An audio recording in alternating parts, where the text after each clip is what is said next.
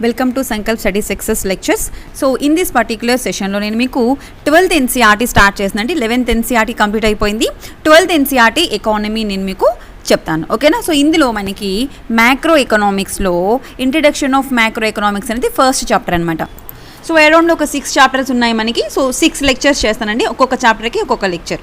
Okay, కొంచెం లెందీగా ఉంటాయి chapters అన్నీ కూడాను. ఓకేనా, బోర్గా ఫీల్ అవ్వకండి, కాన్సన్ట్రేషన్గా వినండి. చాలా ఇంపార్టెంట్ టాపిక్.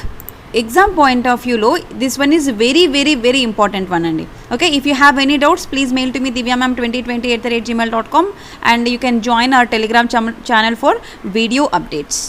సో ఎప్పటిలాగే మీరు ఏం చేస్తారంటే ఏదైనా సెపరేట్గా ఒక నోట్స్ పెట్టుకొని నేను అండర్లైన్ చేసినటువంటి పాయింట్స్ ఏవైతే ఉన్నాయో వాటిని మీరు నోట్స్లో రాసుకోండి, లేదా డైరెక్ట్గా ఎన్సీఆర్టీ బుక్ అయినా చదువుకోండి ఒకసారి. ఓకేనా, ఫస్ట్ వీడియో క్లాసెస్ని విని తర్వాత మీరు నోట్స్ అయినా ప్రిపేర్ చేసుకోండి, లేదా ఎనీథింగ్ మీ ఇష్టం. ఓకేనా, సో ఇక్కడ మీకు మ్యాక్రో ఎకనామిక్స్ 12th NCERTలో మ్యాక్రో ఎకనామిక్స్ ఉంటుంది, మైక్రో ఎకనామిక్స్ అని టూ బుక్స్ ఉంటాయి. మైక్రో ఎకనామిక్స్ చదవకండి, అది అవసరం లేదు. ఓకే, ఓన్లీ మ్యాక్రో ఎకనామిక్స్ మాత్రమే చదివితే సరిపోతుంది ఎగ్జామ్ పాయింట్ ఆఫ్ వ్యూలో. NCERT text book introductory of macro economics అని ఉంటుందన్నమాట. రైట్, సో ఇక్కడ మనం చూసుకుంటే అరౌండ్ 6 చాప్టర్స్ ఉన్నాయి మనకి. ఓకే, ఇక్కడ ప్రతి ఒక్క చాప్టర్కి దాని యొక్క ప్రాముఖ్యత ఉందండి. ఎవ్రీ చాప్టర్ కూడా ఇంపార్టెంటే. మ్యాక్రో ఎకనామిక్స్ అంటే ఏంటి, national income and accounting, money and banking గురించి, అదేవిధంగా determination of income and employment ఎలా ఉంటుంది, next government budget and economy ఏంటి, and open economy macroeconomics. ఇవి మొత్తం టోటల్గా మనకి 6 చాప్టర్స్ ఉన్నాయి. సో మనకి 6 లెక్చర్స్ వస్తాయి మీకు 12th NCERT నుంచి. సో ఇది ఫస్ట్ లెక్చర్ అండి. So will go to the first unit, that is introduction part. Okay, so ఇందులో మీకు మెయిన్గా ఇదంతా కూడాను అంటే లెందీగా ఉంటాయండి చాప్టర్స్. ఫస్ట్ థింగ్ చాలా ఎక్కువ పేజెస్ ఉంటాయి. ఓకే, మరి మీరు ఇక్కడ ఏంటంటే ఓన్లీ ఇంపార్టెంట్ పాయింట్స్ని మాత్రమే చదవండి. ఒక్కసారి చదివితే కావాలంటే NCERT బుక్ మొత్తం చదవండి ఒక్కసారి. ఓకే, నెక్స్ట్ టైం నుంచి మీరు ఏదైతే అండర్లైన్ చేసుకున్నారో ఆ పాయింట్ని మాత్రమే చదవండి. ఓకేనా, సో ఇందులో మనకి మెయిన్గా ఎకనామిక్ ఏజెంట్స్. ఓకే, ఫస్ట్ యూనిట్లో వచ్చినటువంటి మెయిన్ ఇంపార్టెంట్ పాయింట్స్ ఏంటంటే ఎకనామిక్ ఏజెంట్స్ గురించి, అలాగే అడమ్ స్మిత్ గారి గురించి. Adam Smith, okay, this person is very important because he is the founding father of modern ఎకనామిక్స్కి ఫౌండింగ్ ఫాదర్ అని సింపుల్ బిట్ ఒకసారి అడిగారు ఒక కాంపిటేటివ్ ఎగ్జామ్లోని, అడమ్ స్మిత్. సో అక్కడ మనకు ఆప్షన్స్లో అడమ్ స్మిత్, జేఎం కీన్స్ ఇలా ఇచ్చారనమాట. Okay, next one macroeconomic decision makers ఎవరు. ఓకేనా, మ్యాక్రో ఎకనామిక్స్ పాలసీస్ అన్నీ ఎవరు చేస్తారు అని చెప్పేసి నెక్స్ట్ టాపిక్. తర్వాత జేఎం కీన్స్ గురించి.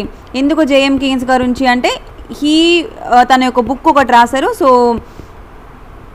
అతను రాసినటువంటి బుక్ అనేది చాలా ఇంపార్టెంట్ అనమాట ఎకానమీ పాయింట్ ఆఫ్ వ్యూలో. ఆ తర్వాత మనకి 1929లో చాలా డిప్రెషన్ వచ్చింది, గ్రేట్ డిప్రెషన్ అమెరికాలోని. ఓకేనా, సో దానికి గల కారణాలు ఏంటి, అసలు ఏంటి ఆ డిప్రెషను. ఆ తర్వాత క్యాపిటలిస్ట్ ఎకానమీ ఎలా ఉంటుంది. ఓకేనా, క్యాపిటలిస్ట్ ఎకానమీ ఎలా ఉంటుంది. తర్వాత ఎక్స్టర్నల్ సెక్టార్ అంటే ఏంటి. ఓకేనా, ప్రొడక్షన్ ఏదైనా తయారవ్వాలంటే ఆ ప్రొడక్షన్కి కావాల్సినటువంటి ఫ్యాక్టర్స్ ఏంటి. ఓకే, అన్ఎంప్లాయ్మెంట్ రేట్ ఏంటి. Next what is capitalist economy. Okay, ఇవన్నీ కూడాను మనకి ప్రధానమైన టాపిక్స్ అనమాట. సో వీటిని మాత్రమే మీరు ఈ యూనిట్లో చదువుకోవాలి, రిమైనింగ్ అన్నీ కూడా చదవాల్సిన అవసరం లేదు. ఓకేనా, ఇంట్రడక్షన్ పార్ట్ ఇది కూడా మీరు ఇక్కడ చదవాల్సిన అవసరం లేదు. సో చూడండి, డైరెక్ట్గా ఈ బాక్స్ చూసుకోండి, economic agents. So economic agents అంటే ఎవరు, by economic units are economic agents. Okay, వీటిని మనం ఏంటంటాము, ఎకనామిక్ యూనిట్స్ లేదా ఎకనామిక్ ఏజెంట్స్ అని అంటాం. That means what, those individuals or institutions which take economic decisions. So ఎక్కడైతే అది ఇండివిజువల్ పర్సన్ కావచ్చు, లేకపోతే ఇన్స్టిట్యూషన్ కావచ్చు, ఎక్కడైతే ఎకనామిక్ డెసిషన్ తీసుకుంటారో వాళ్ళని ఎకనామిక్ ఏజెంట్స్ అని అంటారు. They can be consumers who decide what and how much to consume. Okay, they may be producer of goods and services who decide what and how much to produce. They may be entities like the government, corporation banks or any banks which also take a different economic decisions like how much to spend, what interest rate to change the credit, how much to tax, etc. So ఇక్కడ మీకు అర్థమైందా అసలు మెయిన్గా economic agent అంటే ఎవరు అన్నది question. ఓకేనా. So economic agent అంటే ఎవరు, ఇక్కడ ఒక పర్టికులర్గా ఇండివిజువల్ పర్సన్ కావచ్చు లేదా ఒక సంస్థానం కావచ్చు, ఓకేనా, ఒక సంస్థ కావచ్చు. సో ఇందులోని ఎవరైతే ఎకనామిక్ డెసిషన్ని తీసుకుంటారో వాళ్ళని ఎకనామిక్ ఏజెంట్స్ అని అంటారు. సో ఇక్కడ ఫర్ ఎగ్జాంపుల్ మీరున్నారండి, మీరు కన్జ్యూమర్, ఓకేనా, మనం డైలీ యూజ్కి అన్ని లైక్ మార్నింగ్ నుంచి పేస్ట్, సోపు, షాంపూ అండ్ మీకు కావాల్సినటువంటి నిత్యావసర వస్తువులు అన్నీ కొనుక్కుంటూ ఉంటారు. That is depending on your decision or not. మీరు ఓన్గా మీకు నచ్చింది కొనుక్కుంటారా లేకపోతే ఎవరైనా చెప్పింది కొనుక్కుంటారా? లేదు కదా. మీరు ఎంత ఎఫర్ట్ చేయగలరో, మీకు ఏ ప్రోడక్ట్ నచ్చిందో ఆ ప్రోడక్ట్ని మాత్రమే మీరు కొనుక్కుంటారు. So you are an economic agent. అర్థమైంది కదా. So here you are the consumer, you can decide what you want and how much to consume, right. అదేవిధంగా ప్రొడ్యూస్ చేసేవాళ్ళు అంటే ఎవరికైనా ఒక పెద్ద ఫర్ ఎగ్జాంపుల్ మీకే ఒక ఫ్యాక్టరీ ఉంది. ఈ ఫ్యాక్టరీలో మీరు సోప్స్ని తయారు చేస్తున్నారు అనుకోండి, లేకపోతే పేస్ట్ తయారు చేస్తున్నారు, లేదా షాంపూ బాటిల్స్ తయారు చేస్తున్నారు. సో ఆ పర్టికులర్ ఇయర్లో ఎంత డిమాండ్ ఉందో అంతే మీరు ప్రొడ్యూస్ చేస్తారు, కానీ అంతకన్నా ఎక్కువ ప్రొడ్యూస్ చేస్తే లాస్ అయిపోతారు కదా. సో ఇక్కడ మీరు మీ ఓన్గా డెసిషన్ తీసుకుంటున్నారా ఎంత ప్రొడ్యూస్ చేయాలి, ఎంత ఇన్వెస్ట్మెంట్ చేయాలని. So you are an economic agent ఇక్కడ మీకు. సో ఇక్కడ మన కన్జ్యూమర్ ఎకనామిక్ ఏజెంట్సే, ప్రొడ్యూసర్స్ ఎకనామిక్ ఏజెంటే. అండ్ ఇవన్నీ కాదు, గవర్నమెంట్ దేనికి ఏ ప్రాజెక్ట్కి ఎంత ఖర్చు పెట్టాలి, ఏ స్కీమ్కి ఎంత మనీ అనేది రిలీజ్ చేయాలి, ఓకే, ఇవన్నీ ఎవరు తీసుకుంటారు? ఫినాన్స్ మినిస్టర్ డెసిషన్ తీసుకుంటారు. So government also economic agent. So కొన్ని కార్పొరేషన్స్ తీసుకోండి, కొన్ని బ్యాంక్స్ తీసుకోండి, RBI reserve bank of India కానీ, లేకపోతే స్టేట్ బ్యాంక్ ఆఫ్ ఇండియా కానీ, లేకపోతే ఐసిఐసిఐ బ్యాంక్, వీళ్ళందరూ కూడా ఓన్గా డెసిషన్స్ తీసుకుంటారా లేదా? ఇంత రేట్ ఆఫ్ ఇంట్రెస్ట్కి మనం లోన్స్ ఇవ్వాలి, మన దగ్గర వాళ్ళు ఇన్వెస్ట్మెంట్ చేస్తే ఇంత రేట్ ఆఫ్ ఇంట్రెస్ట్ మన కస్టమర్స్కి ఇవ్వాలి, ఇవన్నీ కూడా వాళ్ళే కదా తీసుకుంటారు. సో ఇక్కడ ఎకనామిక్ ఏజెంట్స్ అంటే ఎవరు? Either consumers, producers or any bank or any government or any corporation, ఇవన్నీ కూడా మనకి ఎకనామిక్ ఏజెంట్స్ అనమాట. Okay, so this is about this box. So ఈ మ్యాక్రో ఎకనామిక్స్లో మనకి ఈక్విలిబ్రియం అనే ఒక కాన్సెప్ట్ వస్తుంది అనమాట. జనరల్ ఈక్విలిబ్రియం అంటారు. జనరల్ ఈక్విలిబ్రియం అంటే ఏంటంటే supply and demand in each market in the economy ఈక్వల్గా ఉండాలి. That is equilibrium. అంటే ఎంత డిమాండ్ ఉందో అంత సప్లై ఉంటే దాన్ని ఈక్విలిబ్రియం అంటారు.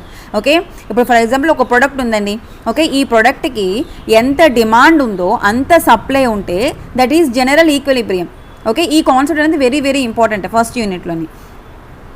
So macroeconomics tries to addressing that situation facing the economy as a whole. Okay, so manam economy paranga we facing some problems, right? So ఏవైతే సిచ్యువేషన్స్ని మనం హ్యాండిల్ చేస్తున్నామో, ఏవైతే అదే వస్తున్నాయో మనకి, వాటిని ఎవరు అడ్రస్ చేస్తారు? మ్యాక్రో ఎకనామిక్స్ అడ్రస్ చేస్తుంది, నాట్ మైక్రో ఎకనామిక్స్. ఓకేనా, మ్యాక్రో ఎకనామిక్స్కి మైక్రో ఎకనామిక్స్కి డిఫరెన్స్ ఉంది. మ్యాక్రో ఎకనామిక్స్ ఏం చేస్తారు అంటే కనుక they address the situations which are facing the economy as a whole. Okay, so దానికి మనకి మోడర్న్ ఎకనామిక్స్కి ఫౌండింగ్ ఫాదర్ అయినటువంటి Adam Smith garu he gave some suggestions అనమాట. సో ఇక్కడ మీకు మేజర్గా ఒక డిఫరెన్స్ తెలియాలి, ఎందుకంటే మనకి 12th NCERTలో 2 బుక్స్ ఉన్నాయి, మ్యాక్రో ఉంది, మైక్రో ఉంది. ఓకేనా, మ్యాక్రో ఎకనామిక్స్లో ఏం తెలుపుతారు అంటే, ఓకేనా, ఈ ఒక కంట్రీ పరంగా డెసిషన్స్ ఎలా తీసుకుంటారు, గవర్నమెంట్ ఎకానమీ డెసిషన్స్ ఎలా తీసుకుంటుంది, అవన్నీ డీల్ చేసేది macro economics. Okay, individual person లేదా ఒక ఓన్ బిజినెస్కి సంబంధించిన ఎకనామిక్ డెసిషన్స్ తీసుకుంటే దానిని మైక్రో ఎకనామిక్స్ అని అంటారు. చూడండి, నేను మళ్ళీ రిపీట్ చేస్తున్నాను మీకు. యాక్చువల్గా మనకి 12th NCERTలో మ్యాక్రో ఉంది, మైక్రో ఉంది. ఓకేనా madam, what is macro, what is micro అంటే, మ్యాక్రో అంటే హోల్ ఇండియా, అంటే ఇండియానే కాదు కంప్లీట్గా ఒక కంట్రీ గురించి ఎకనామిక్ డెసిషన్స్, లేదా హోల్ ఎకానమీ లైక్ జీడిపి, వాటి గురించి మనకి మ్యాక్రో ఎకనామిక్స్లో డిస్కస్ చేస్తామమ్మ. ఓకేనా, మైక్రో ఎకనామిక్స్ అంటే ఇండివిజువల్ పర్సన్ గురించి. ఇండివిజువల్ అంటే ఫర్ ఎగ్జాంపుల్ మీరు సంవత్సరానికి 10 lakhs 20 lakhs సంపాదిస్తున్నారు అనుకోండి, you need to pay the tax to the government కదా.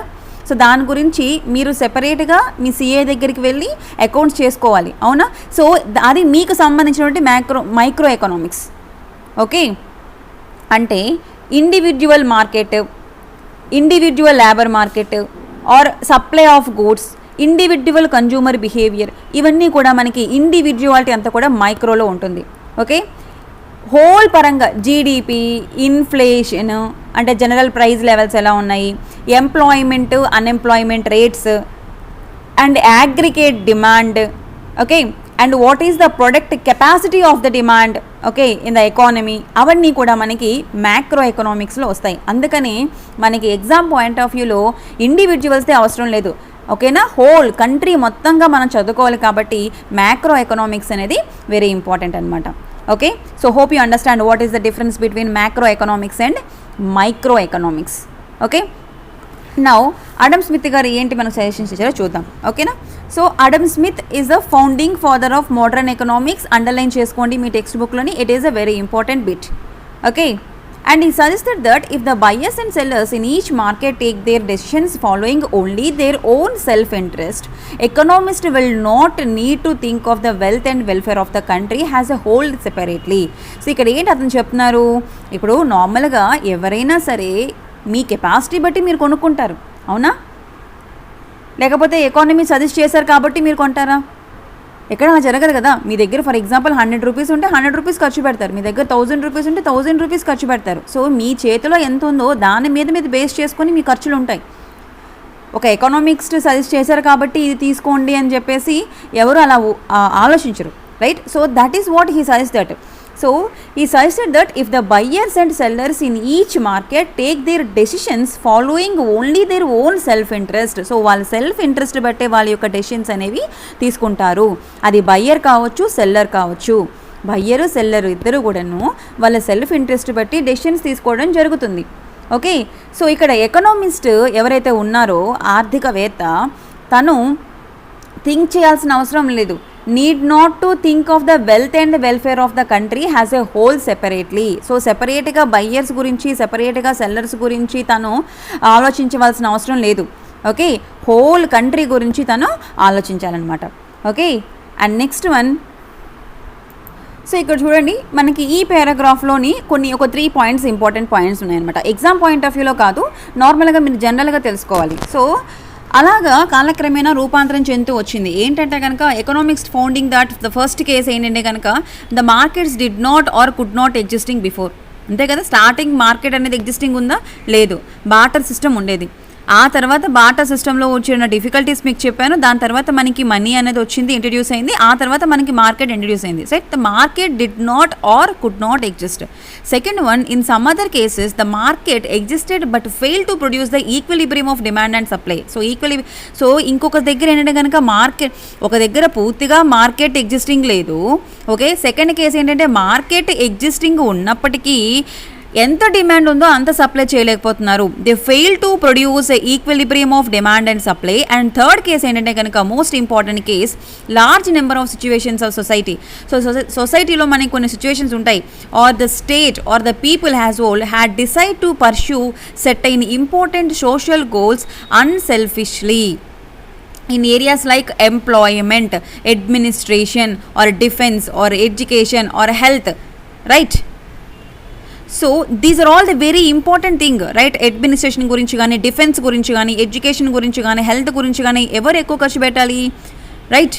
ఒక దేశం అనేది ఆ దేశం యొక్క అభివృద్ధి చెందాలి అంటే they need to spend a lot of money on these cases, right. మనకి థర్డ్ సిచ్యువేషన్ ఏంటంటే ఇక్కడ మీకు లార్జ్ నెంబర్ ఆఫ్ సిచ్యువేషన్స్ ఏంటంటే కనుక మనకి సొసైటీలోని వాళ్ళ యొక్క ఇంపార్టెంట్ సోషల్ గోల్స్ ఏవైతే ఉన్నాయో అవన్నీ కూడా వాళ్ళు అన్సెల్ఫిష్గా తీసుకోవాలి, రైట్. అంటే ఇక్కడ ఎంప్లాయ్మెంట్ గురించి కానీ, డిఫెన్స్ గురించి కానీ, ఎడ్యుకేషన్ గురించి కానీ, హెల్త్ గురించి కానీ సెల్ఫిష్గా వాళ్ళు స్పెండ్ చేయకూడదు, అన్సెల్ఫిష్గా స్పెండ్ చేయాలి. సో దాని గురించి ఎక్కడి నుంచి మనకి గుడ్ డెసిషన్స్ రావాలి, మ్యాక్రో ఎకనామిక్స్ నుంచి మనకి డెసిషన్స్ వస్తాయి. అదే మైక్రో అనుకోండి, ఇండివిజువల్ పర్సన్ గురించి వస్తుంది. సో ఇక్కడ చూడండి, micro economic decisions made by the individual economic agents needed to be modified. So individual economic agents ఎవరైతే మైక్రో ఎకనామిక్ డెసిషన్స్ తీసుకున్నారో వాటిని మోడిఫై చేయాల్సిన ఆవశ్యకత ఎంతైనా ఉన్నది ఇక్కడ. ఓకే, నౌ ఇక్కడ మనకి ఎగ్జామ్ పాయింట్ ఆఫ్ వ్యూలో అంత ఇంపార్టెంట్ ఏం లేదు. ఓకే, సో ఇక్కడ అడమ్ స్మిత్ గారి గురించి ఇంపార్టెంట్, ఈ బాక్స్ ఇంపార్టెంట్. ఓకేనా, సో చేసాడి రాసుకోండి మీరు. నార్మల్గా Adam Smith is regard as the founding father of modern economics. You know this because it was known as the political economy at that time. Okay, and he was a Scotsman and a professor at the University of Glasgow and philosopher by training. His well-known work on an inquiry into the nature and the cause of the wealth of the nation 1776 is regarded the first major comprehensive book on the subject అనమాట. So ఈ book నేమ్ని మీరు గుర్తుపెట్టుకోవాలి. ఈ book name ఇచ్చి దీన్ని ఎవరు రచించారు అని మనకి క్వశ్చన్ వస్తుంది అనమాట ఎగ్జామ్లోని. An inquiry into the nature and cause of the wealth of the nations, book by Adam Smith in the year 1776. Okay, that's it. ఆ ఒక్క పాయింటే మీకు ఇక్కడ ఇంపార్టెంట్. ఓకేనా, అతను he is the founding father, he is the father of modern economic and this book. Okay, so ఈ 2 పాయింట్సే మీకు ఇక్కడ ఇంపార్టెంట్. నెక్స్ట్, సో ఇప్పుడు మీకు ఏం చెప్పాను నేను, ఒక కంట్రీ యొక్క ఎంప్లాయ్మెంట్ గురించి కానీ, హెల్త్ గురించి కానీ, డిఫెన్స్ గురించి కానీ డెసిషన్స్ తీసుకోవాలి, కరెక్ట్గా డెసిషన్స్ తీసుకోవాలి అని చెప్పాం. ఈ డెసిషన్స్ని ఎవరు తీసుకుంటారు? సో మ్యాక్రో ఎకనామిక్స్ ద్వారానే అవుతుంది. సో మ్యాక్రో ఎకనామిక్ డెసిషన్స్ని ఎవరు తయారు చేస్తారు? ఓకేనా, ఆ పాలసీస్ని ఎవరు తయారు చేస్తారు, ఎవరు ఇంప్లిమెంట్ చేస్తారు అన్నది ఇక్కడ మనకి క్వశ్చన్ మార్క్ అనమాట.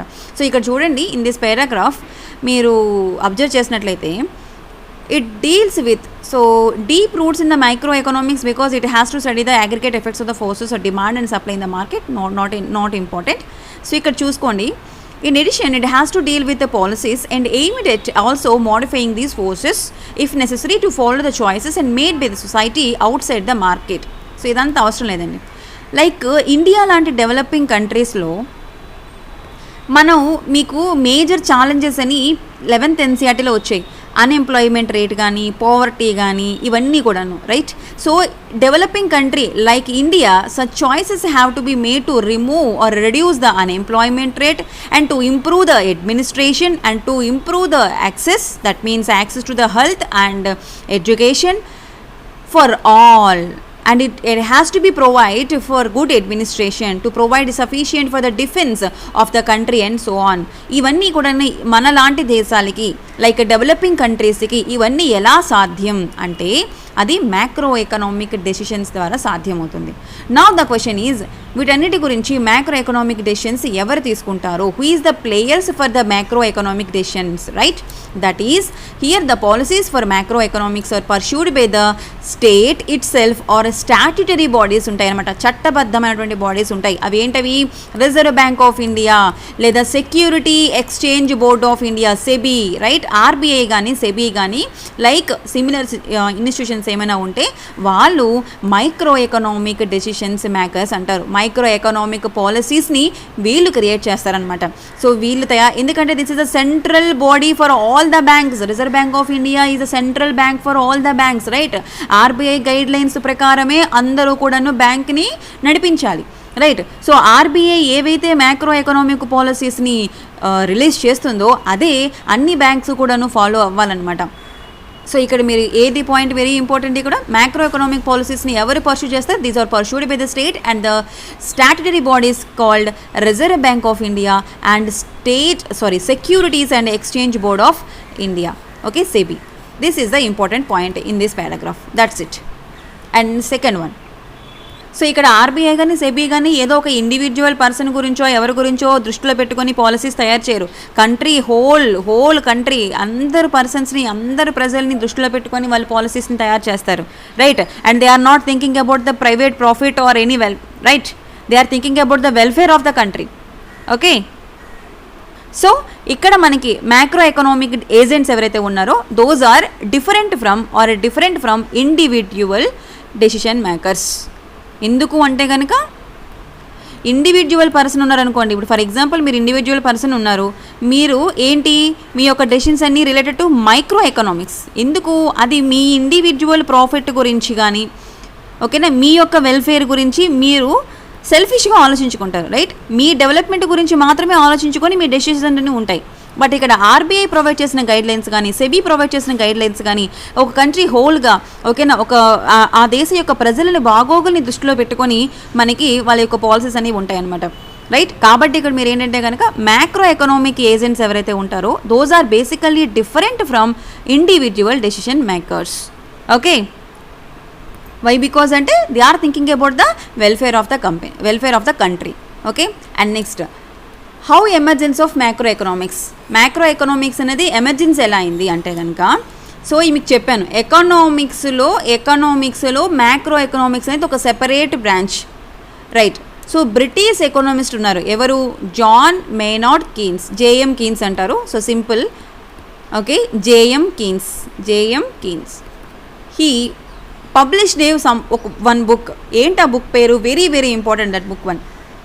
The general theory of employment and interest and money in 1936. Okay, he is the British economist JM Keynes. తను పబ్లిష్ చేసిన బుక్ ఏంటంటే కనుక general theory of employment, interest and money in 1936.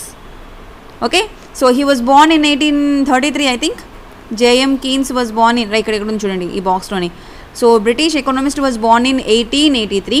He was educate in the King's college and Cambridge. ఇవన్నీ అవసరం, తను ఎక్కడ చదువుకున్నారో ఏంటి అవసరం లేదు. ఇన్ కేస్ మీకు ఎక్కడైనా ఇంటర్వ్యూలోని అడిగితే అప్పుడు ఇలాంటివన్నీ ఎక్స్ప్లెయిన్ చేస్తే మంచి మార్క్స్ వస్తాయి అన్నమాట.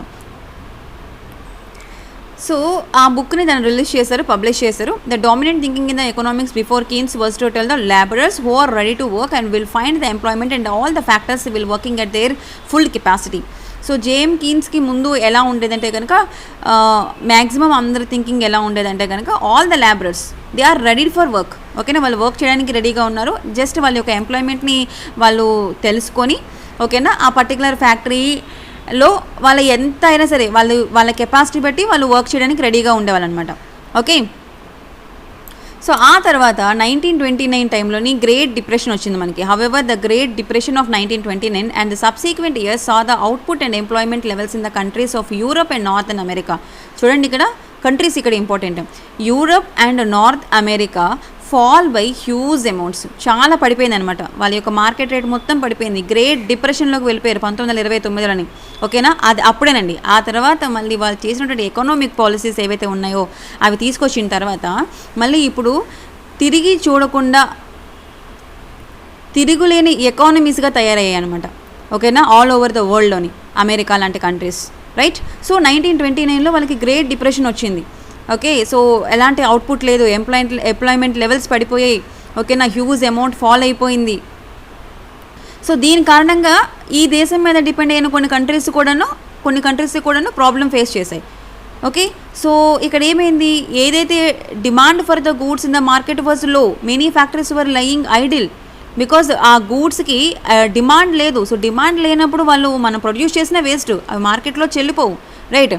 తర్వాత యూఎస్ఏలోని 1929 అండ్ 1933 టైంలోని అన్ఎంప్లాయ్మెంట్ రేట్ విపరీతంగా పెరిగిపోయింది. Okay, so what you mean by unemployment rate? మీకు తెలుసు కదా already. It may be defined as the number of people who are not working and are looking for the jobs divided by the total number of people who are working or looking for the jobs. ఓకేనా, ఇక్కడ రాస్తాను చూడండి. Unemployment rate అంటే ఏంటంటే number of people who are not working. ఓకేనా, who are not working and or looking for job. ఎవరైనా పని చేయని వాళ్ళు లేదా జాబ్ కోసం వెతుకుతున్న వాళ్ళందరూ divided by number of people who are not working and who are looking for jobs divided by total number of people who are working. Total number of people who are working or looking for jobs. So this is unemployment rate అనమాట. ఓకేనా, ఈ రకంగా ఈ మెథడ్ని follow అయ్యి unemployment రేట్ని find చేస్తారు. So ఆ టైంలోని 1929 1933 టైంలోని యూఎస్ఏలోని అన్ఎంప్లాయ్మెంట్ రేట్ చాలా 3% ఉండేది, అది 25% అయిపోయిందనమాట. ఓకే, సో ఇక్కడ చూడండి, unemployment rate may be defined as the number of people who are not working and are looking for the jobs that is divided by total number of people who are working or looking for the jobs, right. ఈ definition చాలా important. ఓకేనా, మనం ఏ బ్రాకెట్స్లో ఉంది కదా అంత important కాదని వదిలేస్తారనమాట. ఎగ్జామ్లో ఇదే అడుగుతారు. ఓకేనా, అన్ఎంప్లాయ్మెంట్ రేట్ అంటే ఏంటి అని, ఎంత పర్సెంటేజ్ రోజ్ అయింది, ఓకేనా, గ్రేట్ డిప్రెషన్ ఎప్పుడు వచ్చింది, ఇవేవి అడగరు. ఇది మెయిన్స్ ఓరియంటెడ్లో మీకు ఇంపార్టెంట్. ఓకేనా, ఎప్పుడైనా సరే ఏదైనా ఒక కాంపిటేటివ్ ఎగ్జామ్లో ప్రిలిమ్స్ పాయింట్ ఆఫ్ వ్యూలో మీకు అన్నీ కూడా మల్టిపుల్ చాయిస్ క్వశ్చన్స్ ఉంటాయి కాబట్టి మల్టిపుల్ చాయిస్ క్వశ్చన్స్లో అడిగే ఆస్కారం ఉన్నటువంటి క్వశ్చన్స్ ఏంటో మీరు ఫైండ్ అవుట్ చేయగలగాలి. అప్పుడే మీరు ఎలాంటి ఎగ్జామ్స్ అయినా ఈజీగా క్రాక్ చేయగలుగుతారు. ఓకేనా, సో ఇక్కడ మనకి అన్ఎంప్లాయ్మెంట్ రేట్ గురించి అడిగే ఛాన్స్ ఉంటాయి అన్నమాట. సో ఇవన్నీ కూడాను bad things to the USA. అప్పుడు ఏమైందంటే కనుక అక్కడ economist they are thinking about the functioning of the economy in new way, right. ఇప్పుడు మనం ఏదైతే మనం ఫాలో అవుతున్నామో ఈ ఎకానమీ పాలసీస్ అనేవి మనకి కరెక్ట్గా లేవు కాబట్టి మనం ఇంత గ్రేట్ డిప్రెషన్ని మనం చేస్తున్నాం, గ్రేట్ డిప్రెషన్ బారిన పడ్డాము. ఓకే, సో మన యొక్క ఎకనామిక్ పాలసీస్ని మనం ఫంక్షనింగ్ని చేంజ్ చేసుకోవాలి అని చెప్పేసి అక్కడ ఉన్నటువంటి ఎకనామిస్ట్లు అన్నారనమాట. ఓకే, సో దానికి డైరెక్షన్స్ ఇస్తూ ఉన్నదే మనకి ఈ జేఎం కీన్స్ బుక్ అనమాట. ఓకేనా, సమ్ డైరెక్షన్స్ అనేవి అందులో ఇవ్వడం జరిగింది. ఇదంతా దేని గురించి అంటే కనుక జేఎం కీన్స్ గారి బుక్లోని సో దీని గురించి ఎలా ఓవర్కమ్ చేసుకోవాలి అన్న దాని గురించి ఉందన్నమాట. ఓకే, నౌ ఇక్కడ అడమ్ స్మిత్ గారి బుక్ ఒకటి, జేఎం కీన్స్ గారి బుక్ ఒకటి మీరు ఎట్ ఎనీ కాస్ట్ గుర్తుపెట్టుకోవాలి. ఎందుకంటే ఎన్సీఆర్టీ బుక్లో ఉంది, మీకు ఎన్సీఆర్టీలో లేనిది ఎప్పుడూ అడగరు. ఎన్సీఆర్టీ బుక్లో ఏదైతే బుక్ నేమ్ ఉందో అదే బుక్ నేమ్ ఇచ్చి అది ఎవరు రాసారని అడుగుతారు. ఓకేనా, next see the next topic, context of the present book of macro economics.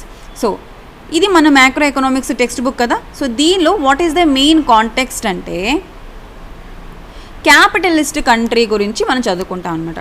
So మీకు ఇంతకుముందు చెప్పాను socialist country, capitalist country, mixed economy అని.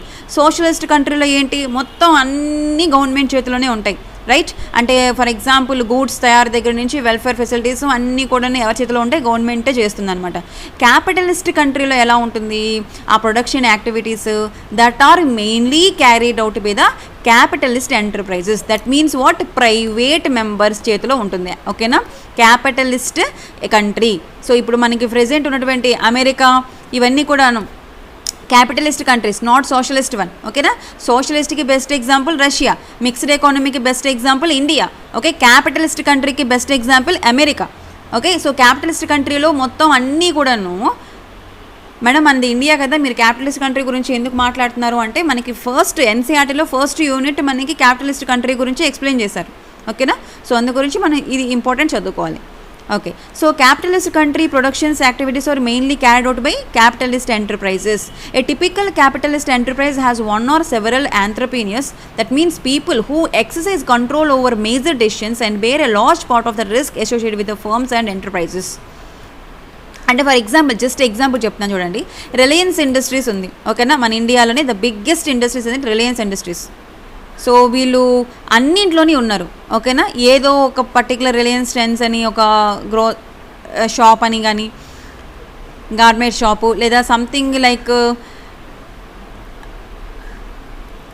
ఓన్లీ హోమ్ అప్లయన్సెస్ అవే కాదు. సో ఓవరాల్గా ఎన్ని బిజినెస్లు ఉన్నాయో దేశంలోని అన్ని బిజినెస్లోని రిలయన్స్ ఇండస్ట్రీస్ చేతులు ఉన్నాయన్నమాట. ఓకే, గ్యాస్, ఆయిల్ అన్నిట్లోని. సో ఇప్పుడు ఏంటైంది, ఏదైనా ఒక ప్రాబ్లం వచ్చింది అనుకోండి Reliance ఇండస్ట్రీస్లోని.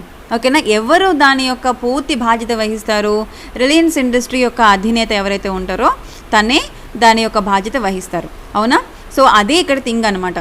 What is the typical capitalist enterprise has one or several entrepreneurs ఎవరైతే ఉంటారో, అంటే ఫర్ ఎగ్జాంపుల్ ఆ పర్టికులర్ కంపెనీలో ఎవరైతే పీపుల్ మేజర్ డెసిషన్స్ తీసుకుంటారో వాళ్ళే ఏదైనా ఒకవేళ రిస్క్ అరైజ్ అయితే, ఓకేనా, ఆ ఫర్మ్ ఆ ఎంటర్ప్రైజ్లోని ఆ ఫర్మ్లోని ఏదైనా ఒక రిస్క్ అరైజ్ అయింది అంటే సో కంప్లీట్గా వీళ్ళే బాధ్యత వహిస్తారనమాట. సో అప్పుడు వహించి వెంటనే క్యాపిటల్ ఎవరు ప్రొడ్యూస్ చేస్తారు, ఆ పర్టికులర్ పర్సనే ప్రొడ్యూస్ చేస్తారు. క్యాపిటల్ మీన్స్ వాట్, మీకు జనరల్ అకౌంటింగ్ ప్రిన్సిపల్స్లో ఎప్పుడూ వస్తుంది. Capital means owners equity, right, owners యొక్క ఇన్వెస్ట్మెంట్స్. సో అప్పుడు వాళ్ళు క్యాపిటల్ ఎంత అవసరమో ఆ క్యాపిటల్ని ప్రొడ్యూస్ చేయడం జరుగుతుంది to run the particular enterprise if they are in risk. Okay, or they may borrow the capital. So capital produce చేస్తారు, అది క్యాపిటల్ని బారో చేస్తారు. సో అది చెల్లించాల్సిన బాధ్యత కూడా వాళ్ళదే. That is the liability of that particular person. So production carry out చేయడానికి natural resources కూడా మనకి కావాలి, right. To produce any production, they also need some natural resources. A part consumed in the process of production, for example raw materials, and part fixed, example plot of land. ఇక్కడ మీకు ఏంటంటే మీకు ఇంతకుముందు చెప్పాను there are four factors of any production. మీరు ఒక ప్రొడక్షన్ని తయారు చేయాలి అనుకుంటే, మార్కెట్లోకి మీరు ఒక వస్తువుని తయారు చేయాలి అనుకుంటే మీకు ముఖ్యంగా కావాల్సినవి 4. అవి ఏంటంటే కనుక ఫస్ట్ ల్యాండ్ కావాలి, ఓకే, ఆ తర్వాత లేబర్ ఉండాలి, ఓకేనా, మీరు ఏదైతే తయారు చేస్తున్నారో లేబర్ ఉండాలి, అండ్ నెక్స్ట్ మెయిన్గా ఏముండాలి, ఓనర్ ఉండాలి, ఓనర్ క్యాపిటల్ ఇన్వెస్ట్మెంట్ చేయాలి, రైట్, క్యాపిటల్ ఇన్వెస్ట్మెంట్స్ అనేవి ఉండాలి, తర్వాత ఆ ఓనర్ యాంత్రప్రీనియర్ ఎవరైతే ఉన్నారో ఆ పర్సన్ ఉండాలి, ఓకేనా.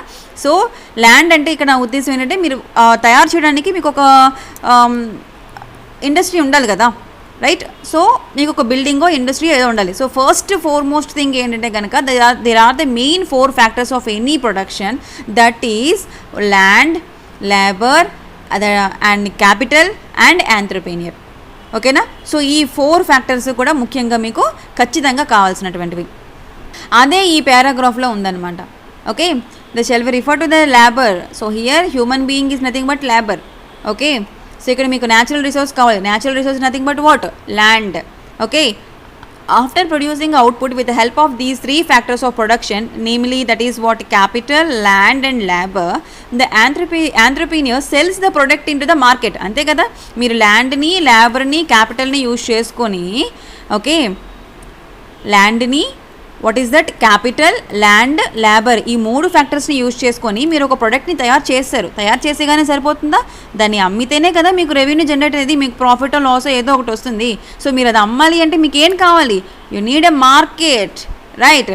The entrepreneur sells this product in the market. The money that is earned is called what, revenue. So మీరు తయారు చేసిన పర్టికులర్ గూడ్ ఏదైతే ఉందో, ఓకే, దీన్ని మీరు మార్కెట్లో సేల్ చేస్తే మీకు వచ్చినటువంటి జనరేట్ అయినటువంటి మనీ ఏదైతే ఉందో దాన్ని ఏమంటారు, రెవెన్యూ అని అంటారు.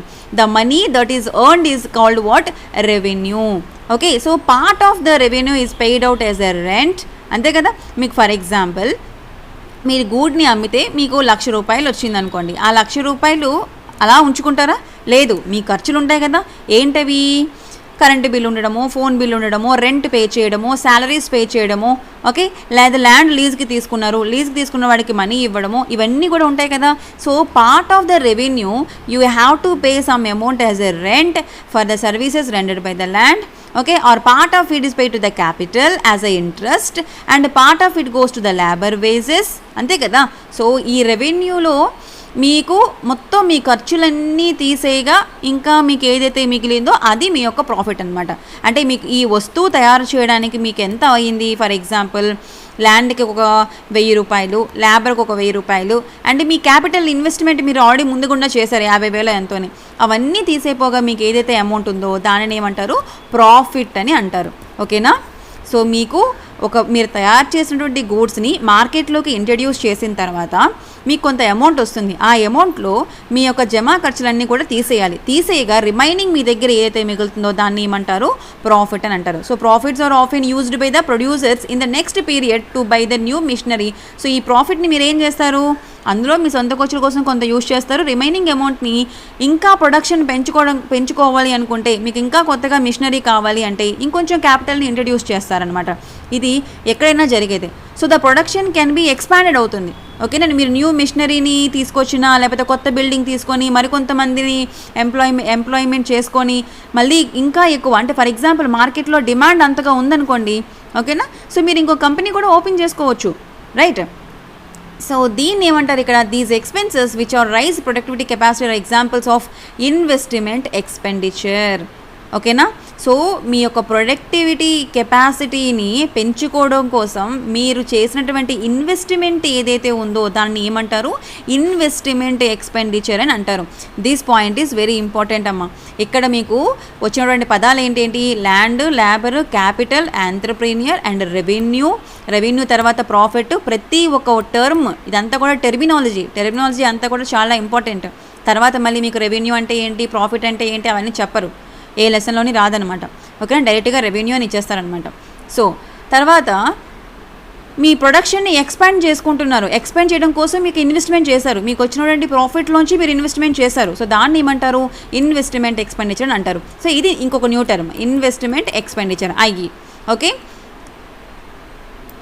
సో అసలు క్యాపిటలిస్ట్ ఎకానమీ అంటే ఏంటి మేడం అంటే, యు సీ హియర్ అసలు క్యాపిటలిస్ట్ ఎకానమీలో ఎవరు మెయిన్గా ఉంటారని చెప్పాను, ప్రైవేట్ ఓనర్షిప్ అనేది ఉంటుంది అని చెప్పాను, రైట్. సో ప్రైవేట్ ఓనర్షిప్ చూడండి, ఇక్కడ ఈ 2 పాయింట్లు ఇంపార్టెంట్. సో క్యాపిటలిస్ట్ ఎకానమీలో మనకి మెయిన్గా ఏంటి ఉంటుంది అంటే there is a private ownership of means of production. So production తయారీలో గవర్నమెంట్ యొక్క హస్తం ఉండదు, ఓకేనా, కంప్లీట్గా ప్రైవేట్ ఓనర్షిప్ ఉంటుంది. And production takes place for selling the output in the market. So production దేనికి చేస్తారు, మార్కెట్లో సేల్ చేయడానికి చేస్తారు, ఫ్రీగా ఇవ్వడానికి చేయరు, ఓకేనా.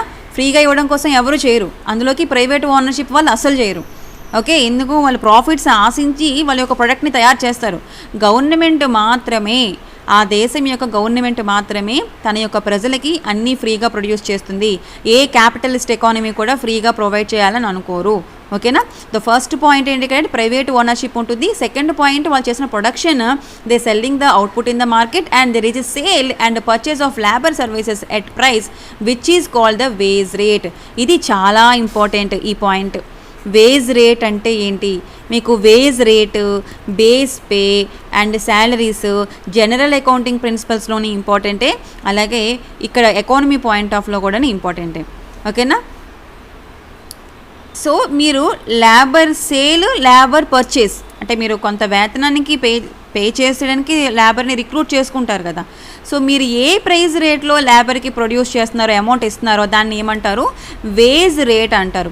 The labour which is sold in the market who is purchased in the market against the wages is nothing but what, wage labour అని అంటారు, ఓకేనా. ఈ 2 పాయింట్లు కూడా, ఈ 2 టర్మ్స్ కూడా చాలా ఇంపార్టెంట్. మా కాంపిటేటివ్ ఎగ్జామ్స్లో చాలాసార్లు అడిగారు, ఓకేనా.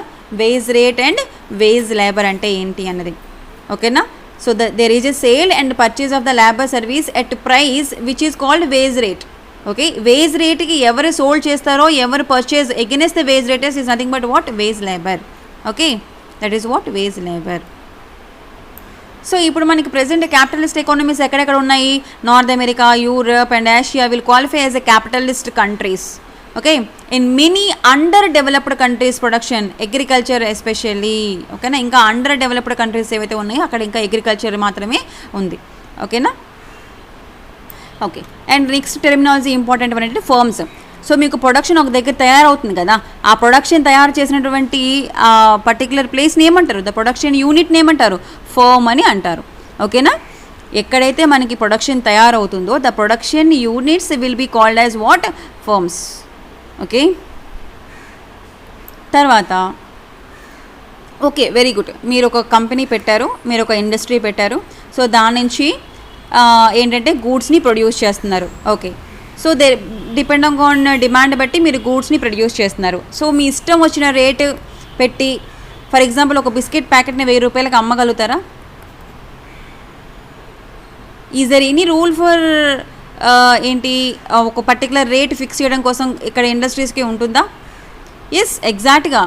ఇప్పుడు ఎవరు పడితే వాళ్ళు ఎలా పడితే అలాగా నేను ఒక కంపెనీ పెట్టుకుంటాను అంటే కుదరదు. ప్రతి ఒక్క దేశంలోని కూడాను కొన్ని రూల్స్ అండ్ రెగ్యులేషన్స్ ఉంటాయి, వాళ్ళ యొక్క లాస్ ఉంటాయి. దాన్ని బేస్ చేసుకొని వాళ్ళ కంపెనీ స్టార్ట్ చేయాలి.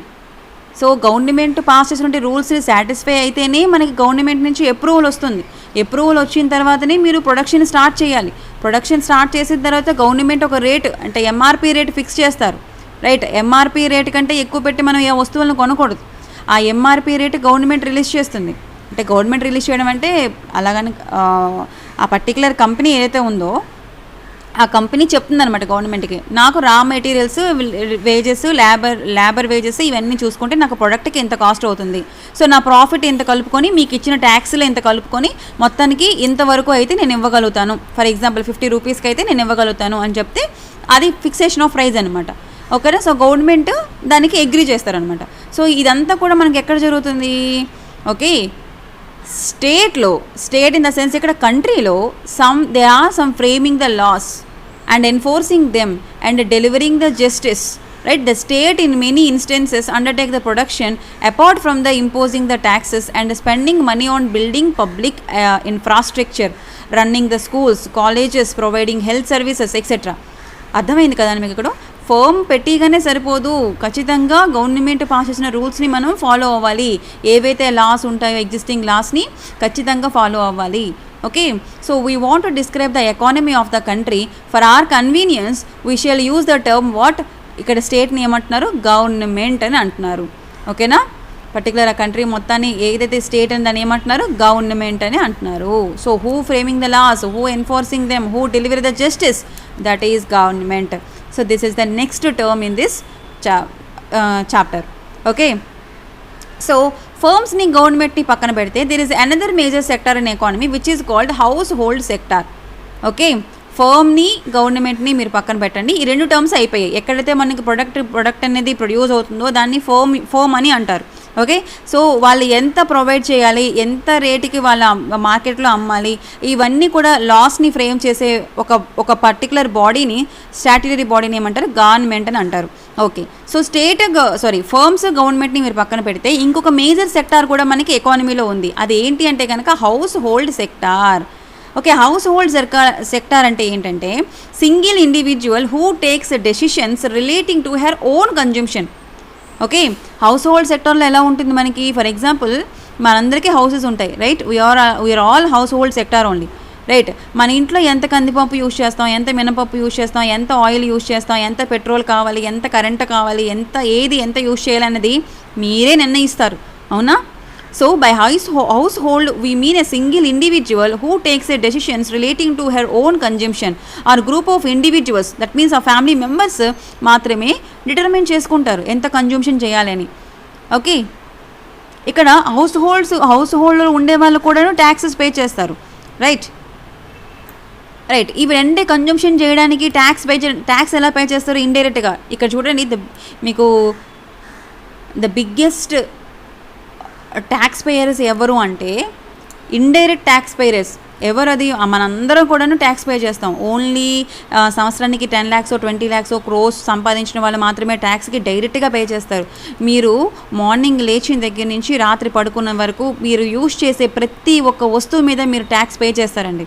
ఏ కామన్ మ్యాన్ ఖచ్చితంగా ప్రతి ఒక్క ప్రొడక్ట్ మీద ట్యాక్స్ పే ఉంటుంది. మీరు కొనే సింగిల్ పెన్, ఒక 5 rupees పెన్, ఒక 5 rupees బిస్కెట్ ప్యాకెట్, ఈవెన్ ఒక 1 rupee చాక్లెట్ మీద కూడా మీకు ఇండైరెక్ట్ ట్యాక్స్ అనేది ఉంటుందన్నమాట. ఓకే, అండ్ డిమాండ్ ఎక్కడి నుంచి వస్తుంది? మార్కెట్లో డిమాండ్ హౌస్ హోల్డ్ నుంచే వస్తుంది. ఓకేనా? పర్టికులర్ హౌస్లోని మీరు యూజ్ చేస్తే షుగర్ కానీ, లేకపోతే కందిపప్పు కానీ, మినపప్పు కానీ, ఆయిల్ కానీ, లేకపోతే ఏదైనా డిమాండింగ్ ఆన్ యువర్ నీడ్స్ బట్టే మనకి మార్కెట్లో డిమాండ్ అనేది పెరుగుతుంది, రైట్? సో అదే ఇక్కడ ఉందన్నమాట point. You see here, they are the ones who work in the government department and earn the salaries, or they are the owners of the firm. Or ఇక్కడ house hold sector అంటే it consisting of some people. So ఆ people అనేవాళ్ళు అందరూ government jobs చేయాలనే లేదు. కొంతమంది ఒక్కొక్క రకమైన జాబ్ చేస్తారు. ఏదో ఒక రకంగా వాళ్ళు మనీని ఎర్న్ చేస్తారు. ఆ ఎర్న్ చేసిన మనీనే వాళ్ళ గురించి కన్జ్యూమ్షన్ గురించి ఖర్చు పెట్టుకుంటారు, రైట్? సో ఇక్కడ మనకి డిమాండ్ ఎక్కడ మనకి రైజ్ అవుతుంది అంటే కనుక హౌస్ హోల్డ్లోనే అవుతుంది. So demand is coming from the households only. Okay, so these are the very important terms మా. And next important term, so firms, government, household sector అర్థమైంది కదా.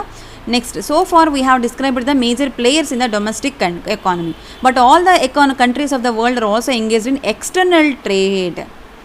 Okay, external sector or external trade. So దేశంలో మాత్రమే మనం ఏవైనా ప్రొడక్ట్ని తయారు చేసి produce చేసి ఆ దేశ ప్రజలకు మాత్రమే అమ్మితే ఎంత లాభం వస్తుంది? సో గవర్నమెంట్ ఇంకా ఏమైనా స్కీమ్స్ని టేక్ ఓవర్ చేయగలదా? రిమైనింగ్ స్కీమ్స్ మీద ఖర్చు పెట్టగలదా? పెట్టలేదు. ఎప్పుడైతే మన దగ్గర తయారవుతున్నటువంటి ప్రొడక్ట్స్ వేరే దేశానికి ఎక్స్పోర్ట్స్ వెళ్తాయో, అంటే when compare to the imports కంటే ఎక్స్పోర్ట్స్ ఎక్కువగా ఉన్నాయో, అప్పుడు ఆ దేశం యొక్క జీడిపి అనేది బాగుంటుంది. Okay, GDP means gross domestic product, GNP means gross national product. Okay, so ఆ దేశం యొక్క ఆర్థిక వ్యవస్థ ఎక్స్పోర్ట్స్ ఎక్కువగా ఉంటే బాగుంటుంది అని చెప్పొచ్చు. బికాజ్ ఫారెన్ ఎక్స్చేంజ్ రిజర్వ్స్లో మన రిజర్వ్స్ ఎక్కువగా ఉంటాయి. ఓకేనా? Then so all the countries of the world are also engaged in external trade. External trade means external sector. This is the fourth important sector in this study. Okay, external sector lo manaki for example chudandi meeku telusukovasina rendu points. Exports ante enti, imports ante enti. The domestic country may sell the goods the rest of the world. For example మనది ఇండియాలో goods cotton textiles ఇవన్నీ కూడాను యూకేకి, ఫ్రాన్స్కి, యూఎస్ఏకి, ఇంకా remaining అన్ని దేశాలకి మనం పంపిస్తున్నాం అనుకోండి. మన దగ్గర తయారైనటువంటి గూడ్ని వేరే దేశాలకు పంపిస్తున్నాం అనుకోండి, దాన్ని ఏమంటారు? ఎక్స్పోర్ట్స్ అంటారు. The domestic country may sell the goods to the rest of the world, these are called exports. The economy may also buy the goods from these countries, right? వేరే దేశం నుంచి మనం కొన్ని వస్తువుల్ని తెచ్చుకుంటున్నాం అనుకోండి, దాన్ని ఏమంటారు? ఇంపోర్ట్స్ అని అంటారు. Besides exports and imports, the rest of the world affect the domestic economy in other ways as well. Okay.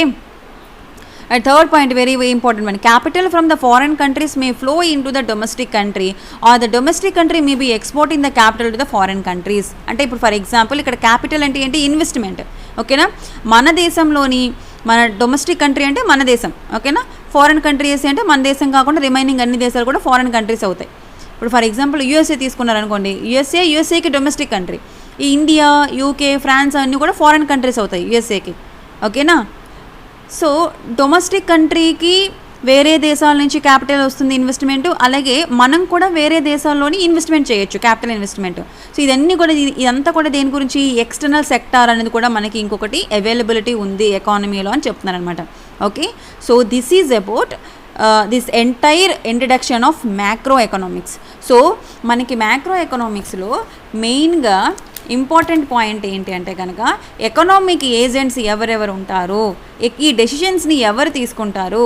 Adam Smith గారి గురించి కానీ, జేఎం కీన్స్ గారి గురించి కానీ. అడమ్ స్మిత్ గారు రాసినటువంటి book an enquiry into the nature and cause of the wealth of nations. Okay, and J M Keynes గారి book ఏంటది? General theory of employment and interest and money. ఓకేనా? ఈ రెండు బుక్స్ గురించి. తర్వాత 1929లో యూఎస్ఏలో, నార్థన్ అమెరికాలో గ్రేట్ డిప్రెషన్ వచ్చింది. ఆ తర్వాత ఎకనామిక్స్ అందరూ మేల్కోవాలి, మన ఎకనామిక్స్ పాలసీస్ని మార్చుకోవాలి, క్యాపిటలిస్ట్ కంట్రీగా మనం చేంజ్ చేసుకోవాలి అని చెప్పేసి తీసుకొచ్చారు. నార్మల్గా మ్యాక్రో ఎకనామిక్ డెసిషన్ మేకర్స్ ఎవరు అంటే కనుక మీరు ఆ రెండు points, RBI, reserve bank of India, మన దేశానికి సెబీ అనమాట. ఓకేనా? సో ఈ రెండు పాయింట్స్ గుర్తుపెట్టుకోవాలి. అదేవిధంగా క్యాపిటలిస్ట్ ఎకానమీ అంటే ఏంటి, క్యాపిటలిస్ట్ ఎకానమీలో మనకి ఎలా ఉంటుంది. సో మీకు చెప్పాను క్యాపిటలిస్ట్ కంట్రీస్ అంటే ఏంటి, దానిలో ఎలా ఉంటుంది అనేసి. మెయిన్గా మన క్యాపిటలిస్ట్ ఎకానమీలో ప్రైవేట్ ఓనర్షిప్పే ఉంటుంది. ఓకేనా? Production takes place for selling the output. ఓకేనా? మార్కెట్లో వాళ్ళు అమ్మడం కోసమే వాళ్ళు ప్రొడక్షన్ని తయారు చేస్తారు. ఓకేనా? ఎక్కడైతే మనకి సేల్ జరుగుతుందో, రైట్, దాన్ని మార్కెట్ అని అంటారు. సో ఈ ప్రొడక్షన్ తయారవడానికి మనకు ఒక ల్యాబర్ని పెట్టుకుంటాం. సో వాళ్ళకి రేట్ ఇస్తాం, వేజెస్ ఇస్తాం. సో దాన్ని వేజ్ రేట్ అంటారు. వేజ్ రేట్కి ఎవరైతే మన దగ్గర రిక్రూట్ అవుతారో వాళ్ళని వేజ్ లేబర్ అని అంటారు. ఓకేనా? ఈ టెర్మినాలజీ అంతా చాలా ఇంపార్టెంట్ అమ్మా. Wage rate, wage labour, exports, imports, external sector అంటే ఏంటి, రేట్ ఆఫ్ ఇంట్రెస్ట్ అంటే ఏంటి.